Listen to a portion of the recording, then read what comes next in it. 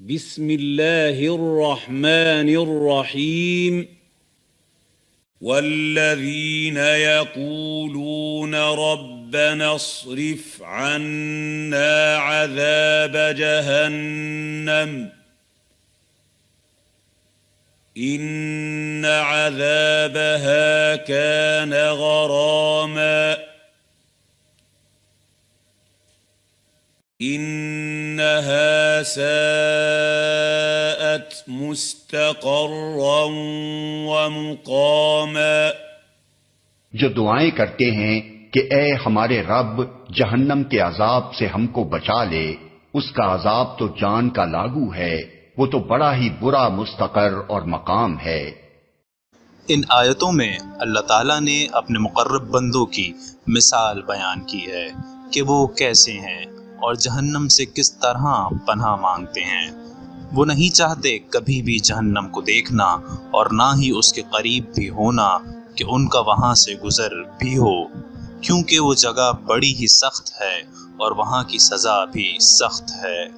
اور وہاں لمحہ بھر کا رہنا بھی بڑا سخت ہے جو کسی قدر برداشت کے قابل نہیں ہے۔ وہ تھوڑی دیر کے لیے بھی بڑی ہولناک جگہ ہے اور زیادہ دیر کے لیے بھی۔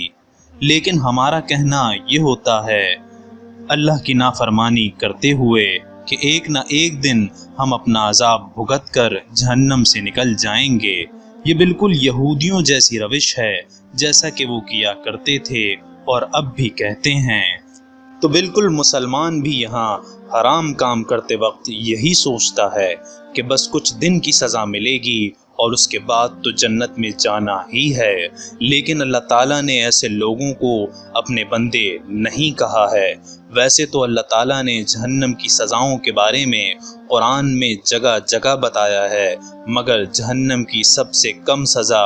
جو ذکر ہوئی ہے وہ یہ ہے کہ اس شخص کو جہنم میں ڈالا نہیں جائے گا، اس کو صرف وہاں کا جھونکا دیا جائے گا، ویسے ہی جیسے ہم آگ جلاتے ہیں تو اس میں سے گرم ہوا ہم کو لگتی ہے، بس اسی طرح کا ایک جھونکا دیا جائے گا اور وہ جھونکا ان کو بس ہلکا سا چھوئے گا اور وہ شخص پکار اٹھے گا کہ میں نے اس سے زیادہ دردناک اور بدترین سزا نہیں دیکھی، اور وہ یہ گمان کرے گا کہ اسے جہنم کی سب سے زیادہ دردناک سزا دی جا رہی ہے۔